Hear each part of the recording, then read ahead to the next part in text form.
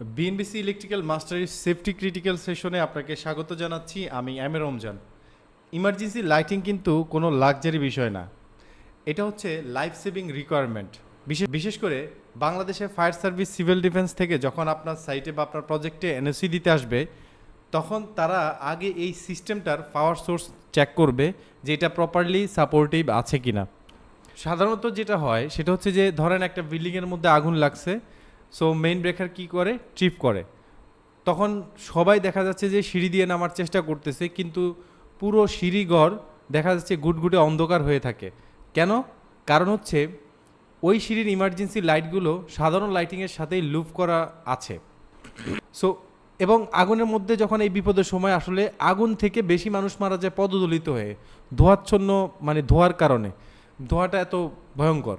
So আগুনের থেকে বেশি মারা যাচ্ছে এই অন্ধকারের মধ্যে পায়ের নিচে পড়ে, আরেকটা হচ্ছে ধোঁয়ার কারণে। সো এই ব্যাপারটা কত সেন্সিটিভ খেয়াল করছেন? বিএনবিসি 2020-এর 1.2.7.1 স্পষ্টভাবে বলছে একটা এক্সিট লাইটের সারফেসে মিনিমাম 50 লাক্স আলো থাকতে হবে। আর যদি সিনেমা হল হয়, থিয়েটারের মতো কোনো অন্ধকার জায়গা হয়, সেখানে আপনার সাইনটাকে অবশ্যই ইন্টারনালি ইলুমিনেটেড বা সেলফ লুমিনিয়াস হতে হবে, যার ব্রাইটনেস হবে কত, কমপক্ষে 0.2 ক্যান্ডেলা পার মিটার স্কোয়ার। ঠিক আছে? সো এটা কমপক্ষে হইতে হবে এবং সেটা সেলফ লুমিনিয়াস সাইন হইতে হবে।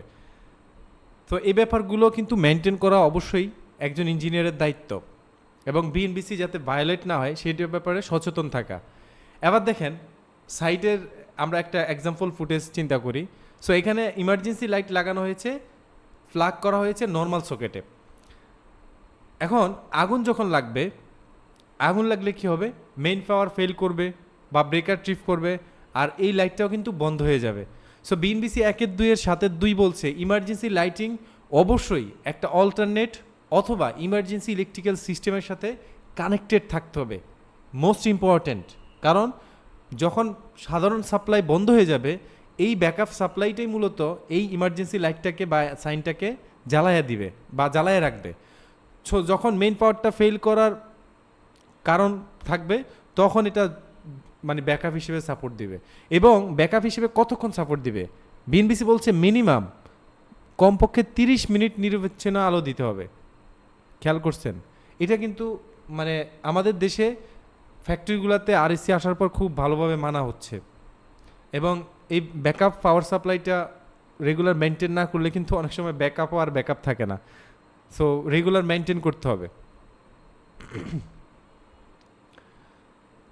আসেন আরেকটা শব্দ, সেটা হচ্ছে মেন্স অফ এগ্রিস, অর্থাৎ পালানোর রাস্তা।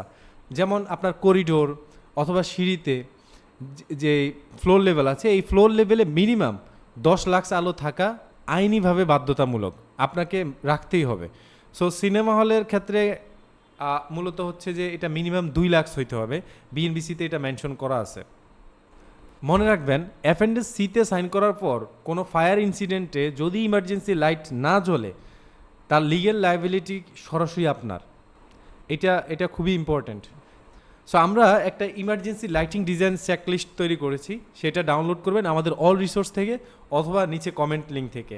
এবং আপনার যে ফ্যাক্টরিতে আপনি জব করতেছেন, আপনার যে সাইটে আছেন, সেখানে অবশ্যই একটা অডিট করবেন এই চেকলিস্ট নিয়ে, নিজে মানে স্ব উদ্যোগী হয়ে। ফায়ার সেফটির সাথে কোনো আপোষ করা যাবে না, বিশেষ করে ইমার্জেন্সি লাইটিং এবং এক্সিট সাইনের ক্ষেত্রে তো অবশ্যই না। সো পরের লেসনে আমরা লোড এস্টিমেশনে যাব। সে পর্যন্ত ভালো থাকবেন। ধন্যবাদ।